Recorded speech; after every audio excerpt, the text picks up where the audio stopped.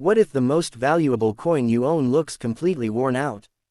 Coin Today we reveal state coins, $1, half-dollar, quarter, dime, nickel, and penny, that are worth millions, even in bad condition. First up, the 1883 Morgan silver dollar, even when found in bad or heavily worn condition, remains one of the most historically significant and widely collected silver coins in the world, representing the heart of late 19th century American monetary history and the silver boom era of the United States. Designed by George T. Morgan, the coin features Lady Liberty on the obverse, modeled after Anna Willis Williams, symbolizing freedom, strength, and classical beauty, while the reverse shows a powerful eagle with outstretched wings, clutching arrows in an olive branch, representing both military strength and peace. The coin is composed of 90% silver and 10% copper, weighs 26.73 grams, has a diameter of 38.1 millimeters, and contains 0.77344 troy ounces of pure silver, which means that even in poor or bad condition, such as heavy wear, scratches, rim damage, corrosion, dark toning, dents, or faded details, it still holds intrinsic silver value tied to the global silver market. The 1883 Morgan silver dollar was minted in 4 locations: Philadelphia, no mint mark; New Orleans, O; San Francisco, S; and Carson City, CC, with Carson City issues being the most famous and desirable, though even badly worn examples from CC can attract strong collector interest due to their Old West legacy and limited surviving population. In bad condition, details such as Liberty's hair, the cotton and wheat in her crown, the eagle's breast feathers, and the sharpness of the stars are often smooth or partially missing, yet the date, 1883, usually remains visible, which is critical for identification and value. Coins in poor condition often show natural aging, circulation wear from decades of use, bag marks from storage in U.S. Treasury vaults, and sometimes environmental damage, but collectors still value them as authentic artifacts of American commerce during the industrial expansion era. The 1883 O Morgan dollar, while common in mint state due to massive hoards released in the 1960s, is still collected in worn grades as an affordable entry point for beginners, whereas the 1883s is scarcer overall and can command higher prices even when heavily worn. The 1883 CC Morgan dollar, even in bad condition, can be worth significantly more than its silver content alone due to its frontier mint origin and strong demand among Carson City collectors. From an investment standpoint, a bad condition 1883 Morgan dollar is often valued for bullion plus historical premium, making it attractive to silver stackers, history lovers, and budget collectors alike. Many people mistakenly assume worn coins are worthless, but in reality, damaged or low-grade Morgan dollars still serve as tangible connections to U.S. history, the Bland Allison Act, and the political struggle between silver and gold standards. These coins circulated during a time when America was expanding westward, railroads were booming, and silver mining shaped national economic policy. Even with heavy wear, an 1883 Morgan silver dollar remains legal tender with a face value of $1, though its real worth lies in its metal content, age, collectability, and cultural significance. Collectors often use badly worn examples for educational displays, jewelry projects, or as starter Morgans, before upgrading to higher grades. In the numismatic market, prices for bad condition 1883 Morgan dollars fluctuate based on silver prices, mint mark, eye appeal, and overall demand, but their popularity has remained strong for decades. Ultimately, the 1883 Morgan silver dollar in bad condition proves that a coin does not need to be perfect to be valuable. It only needs to be real, historic, and part of a story that continues to fascinate collectors around the world. Next up, the 1974 John F. Kennedy half-dollar is an important modern U.S. coin that represents both American history and the evolution of circulating coinage after the Silver Era, and when discussed in state condition worn, circulated, with no mint mark, it refers specifically to the Philadelphia Mint issue, as coins struck in Philadelphia during this period did not carry a mint mark, making the absence of a mint mark completely normal and authentic. This coin features the iconic left-facing portrait of President John F.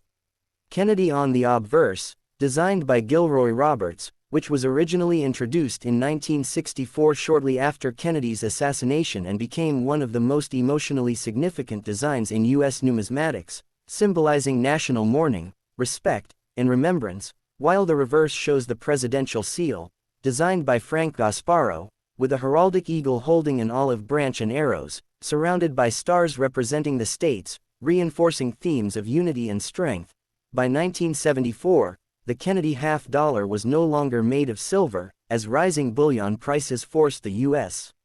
Mint to remove silver from circulating coinage, and therefore the 1974 half-dollar is composed of copper nickel-clad, consisting of an outer layer of 75% copper and 25% nickel bonded to a pure copper core, giving it a total weight of 11.34 grams, a diameter of 30.61 millimeters, and a reeded edge, which distinguishes it from earlier silver issues. The Philadelphia Mint produced an extremely high mintage of approximately 201 million coins, which means the 1974 no-mint mark Kennedy half-dollar is considered common in circulated or state-worn condition, and millions of Americans encountered this coin in everyday transactions during the 1970s, although interestingly, half-dollars were already beginning to disappear from regular circulation due to hoarding, vending machine incompatibility, and public perception that they were special or valuable in state condition, meaning the coin shows noticeable wear such as flattened hair details on Kennedy's portrait, softened lettering, rim nicks, scratches, and loss of luster. Its face value remains 50 cents, and its market value typically ranges from 50 cents to $1.50 USD, depending on eye appeal and demand, with no silver premium since it contains no precious metal. However, collectors still study 1974 half-dollars carefully because some examples exhibit mint errors and varieties, such as off-center strikes, clipped planchettes, double-struck coins, weak strikes, die cracks, or rare double die obverse or reverse details, which can dramatically increase value, sometimes reaching hundreds or even thousands of dollars if authenticated and graded by professional services like PCGS or NGC. Another important aspect of the 1974 Kennedy half-dollar is that it was also issued in proof form with an S mint mark from San Francisco and in special uncirculated sets, but these are distinct from the Philadelphia no mint mark circulation strikes and should not be confused with worn state coins. Historically, the 1974 issue reflects a period of economic inflation, post-Vietnam War uncertainty, and political change in the United States, making it a tangible artifact of its era, even if it is not rare. For beginner collectors, the 1974 Kennedy half-dollar in state condition serves as an excellent educational coin for learning about clad composition, grading standards, mint identification, and the transition away from silver, while advanced collectors often keep representative examples to complete date and mint sets. Despite online claims that worn 1974 half-dollars are worth millions, it is important to understand that only extremely rare error coins or unique die varieties carry extraordinary value, and ordinary circulated examples should be appreciated for their historical significance rather than investment potential. Nevertheless, the enduring popularity of President Kennedy, combined with the bold design and large size of the half-dollar, ensures that even common 1974 no-mint mark coins remain widely collected, traded, and discussed, making this coin a lasting symbol of modern American coinage and a meaningful piece for collectors who value history, design, and cultural legacy over rarity alone. Next up, the 1995 Washington quarter is a classic example of late 20th century U.S. circulating coinage, and when discussed in bad condition, it refers to a coin that has experienced heavy circulation, showing visible wear such as faded details on George Washington's hair and face, flattened lettering, scratches, rim dings, discoloration, and a complete loss of original mint luster, which is very common for quarters that circulated through everyday commerce like vending machines, parking meters, and retail transactions throughout the 1990s. This coin belongs to the long-running Washington Quarter series, first introduced in 1932 to commemorate the 200th anniversary of George Washington's birth, and by 1995 the design had already become one of the most recognized and widely used coin designs in American history. The obverse features a left-facing bust of George Washington, designed by John Flanagan, with the inscriptions, "Liberty," "In God We Trust," and the date, 1995, while the reverse depicts a heraldic eagle with outstretched wings standing on a bundle of arrows, symbolizing strength and defense, with olive branches beneath representing peace, along with the inscriptions, United States of America, E Pluribus Unum, and quarter dollar. The 1995 Washington quarter was struck at 3 U.S. mints: Philadelphia, No mint mark; Denver, D mint mark; and San Francisco, S mint mark for proofs. But in everyday circulation, most worn coins come from Philadelphia and Denver, both produced in very large quantities, with mintages exceeding hundreds of millions of coins, making the 1995 quarter one of the most common quarters ever produced. By this time in U.S. minting history, quarters were no longer made of silver, as silver had been removed from circulating coinage after 1964, and therefore the 1995 Washington quarter is composed of copper-nickel clad, consisting of an outer layer of 75% copper and 25% nickel bonded to a pure copper core, giving the coin a total weight of 5.67 grams, a diameter of 24.26 millimeters, and a reeded edge, which often becomes smoother uneven in badly worn examples due to years of use. In bad condition, the value of a 1995 Washington quarter is almost always face value of 25 cents, because it contains no precious metal and is extremely common, and even heavily circulated examples usually trade only at face value unless sold in bulk rolls. However, collectors and coin hunters still pay attention to 1995 quarters because certain mint errors and varieties can exist, including off-center strikes, clipped planchettes, broad strikes, die cracks, cuds, weak strikes, misaligned dies, and rare double die varieties, which, if genuine and authenticated, can raise the coin's value significantly, sometimes from $10 to several $100s, depending on the type and severity of the error. Another point of interest is that the 1995 quarter represents the final years before the state quarters program, which began in 1999 and completely changed the reverse designs of U.S. quarters, making coins like the 1995 Washington quarter historically important as part of the pre-state quarter era. During the mid-1990s, quarters were among the most heavily used coins in American circulation, meaning many 1995 examples became worn very quickly, explaining why finding high-grade uncirculated pieces today is harder than finding worn ones. Even though total mintage was massive, many online rumors claim that worn 1995 quarters are worth thousands or millions, but in reality, only exceptional error coins or rare proof varieties carry high value, and ordinary bad condition coins should not be confused with those rare cases. From a collector's educational perspective, a worn 1995 Washington quarter is still useful for learning about coin grading, clad composition, mint identification, circulation patterns, and the effects of long-term wear, and it serves as an accessible entry coin for beginners who want to understand U.S. numismatics without spending significant money. Historically, the 1995 Washington quarter reflects a period of economic stability, technological growth, and everyday American life in the pre-digital payment era, when coins were still essential to daily transactions, making even a heavily worn example a small but meaningful artifact of modern U.S. history. And although it may not be rare or valuable in monetary terms, its role in commerce, its iconic design, and its place just before one of the biggest design changes in U.S. coinage ensure that the 1995 Washington quarter in bad condition remains a recognizable, collectible, and educational coin appreciated more for its historical context than for its market price. Next up, the 1966 Roosevelt Dime is a significant coin in modern United States numismatic history, especially when discussed in state condition, meaning a coin that has circulated and shows visible wear, and when described as having no mint mark, it correctly identifies the coin as a Philadelphia Mint issue, because during the mid-1960s the U.S.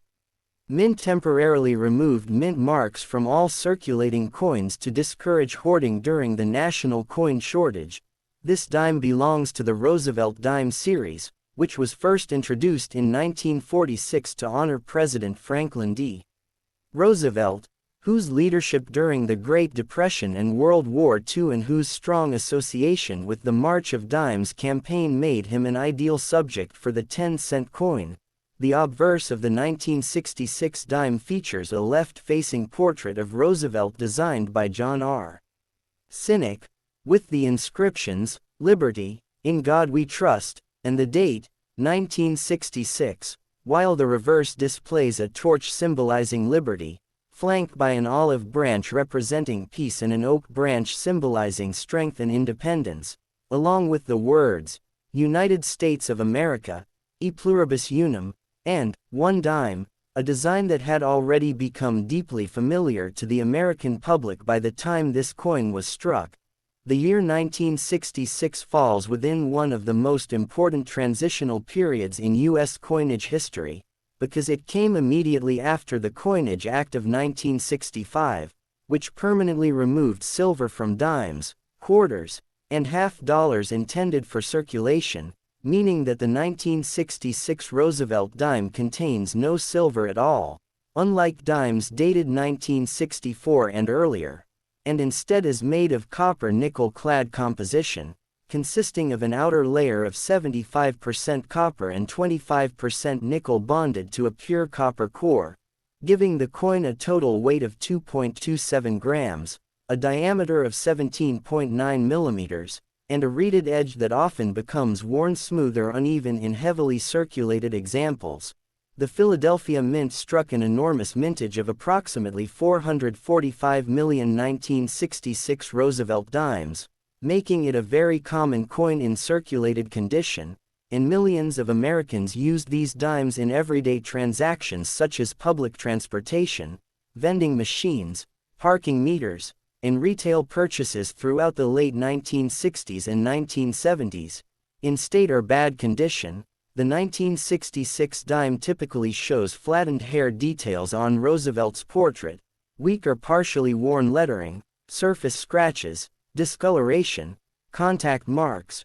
rim damage, and a complete loss of original mint luster, and because the coin contains no precious metal and is extremely common, its market value in this condition is usually equal to face value of 10 cents, though some examples may sell for slightly more in bulk lots or collector groups. However, despite its low value in worn condition, the 1966 Roosevelt dime remains important to collectors and historians because it represents the first full year of copper-nickel dime production, marking a clear break from America's long silver coin tradition that had existed since the 18th century. Another key aspect of the 1966 dime is the absence of mint marks, which often confuses new collectors and leads to false online claims that no mint mark coins are rare or valuable, when in reality, all 1965-1967 dimes were intentionally produced without mint marks, making this feature completely normal and not an indicator of rarity. Nevertheless, coin collectors and error hunters still carefully examine 1966 dimes because some pieces exhibit mint errors, such as off-center strikes, broad strikes, clipped planchettes, misaligned dies, die cracks, cuds, weak strikes, or rare double die obverse or reverse varieties, and when such errors are genuine and professionally authenticated, their values can range from tens to hundreds or even thousands of dollars, depending on the severity and uniqueness of the error. Historically, the 1966 Roosevelt dime reflects a period of economic pressure, rising metal prices, and public distrust of paper money and base metal coins, which caused widespread hoarding of older silver coins and forced the U.S. Mint to dramatically change its production strategy, making this dime a tangible artifact of that transitional era. Although many exaggerated internet stories claim that worn 1966 dimes are worth millions, such claims are misleading, as only extremely rare error coins or unique die varieties command high prices, while ordinary circulated examples should be appreciated for their historical role rather than investment potential.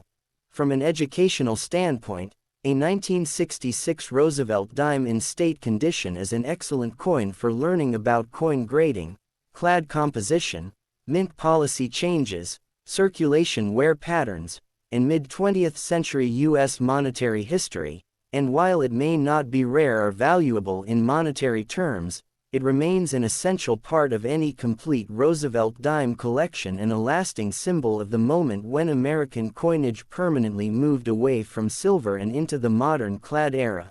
Next up, the 1974 D. Jefferson nickel, often called the Monticello Jefferson nickel, is a widely collected and historically meaningful coin from modern United States circulation, and when described as being in bad condition, it refers to a coin that has experienced heavy circulation with visible wear such as flattened or barely visible details on Thomas Jefferson's hair and facial features, weak lettering, surface scratches, contact marks, discoloration, rim nicks, and a complete loss of original mint luster, all of which are very common for nickels that were used daily in commerce during the 1970s. This coin belongs to the Jefferson nickel series, first introduced in 1938 to honor Thomas Jefferson, the third President of the United States and principal author of the Declaration of Independence, and the obverse portrait was designed by Felix Schlag, showing Jefferson facing left with the inscriptions, "In God We Trust, Liberty," and the date, 1974, while the reverse depicts Monticello, Jefferson's historic home in Virginia, a design that had become one of the most recognizable and longest-running images in U.S. coinage. The D mint mark on this coin identifies it as being struck at the Denver Mint, which by 1974 was producing massive quantities of coins to meet the demands of a growing economy and population, resulting in a mintage of approximately 417 million 1974 D. Jefferson nickels, making it extremely common in circulated condition. The 1974 D. Jefferson nickel is composed of the standard 75% copper and 25% nickel alloy, giving it a total weight of 5.0 grams, a diameter of 21.21 millimeters, and a smooth edge, which often becomes nicked, worn, or uneven in badly circulated examples due to decades of handling and machine counting. Because the coin contains no precious metal and was struck in very large numbers, its market value in bad condition is typically equal to face value of 5 cents, and even in bulk quantities, circulated examples rarely sell for much more, though they remain useful for completing date and mint collections. However, despite its low face value, the 1974 D. Jefferson nickel continues to attract attention from collectors and error hunters, as some examples show mint errors and varieties, including off-center strikes, clipped planchettes, broad strikes, die cracks, cuds, misaligned dies, weak strikes, and occasional double die details, and when these errors are genuine and professionally authenticated, their values can range from $10 to several $100s or more, depending on the severity and visual appeal of the error. Historically, the year 1974 was a period of economic inflation, energy shortages, and political change in the United States, and coins like the 1974 D. Jefferson nickel were essential to everyday transactions such as public transportation, vending machines, pay phones, and retail purchases, making heavily worn examples a direct reflection of daily American life during that era. Another important aspect of the 1974 Jefferson nickel is that it represents the classic Monticello reverse design before later modifications, as the original reverse would remain in use until 2004, after which the U.S.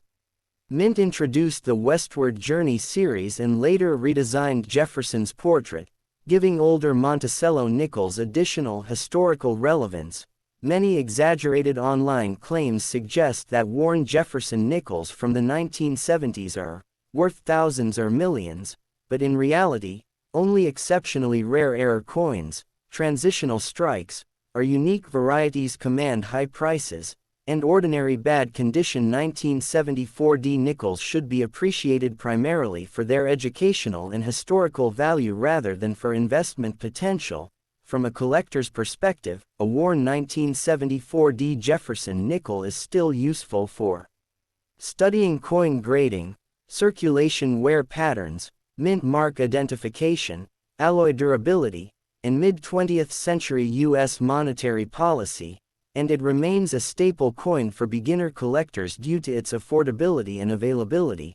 Although it may not be rare or valuable in monetary terms, the 1974 Monticello Jefferson nickel in bad condition stands as a lasting symbol of modern American coinage, representing the durability of the nickel denomination, the legacy of Thomas Jefferson, and the everyday economic history of the United States during a transformative decade.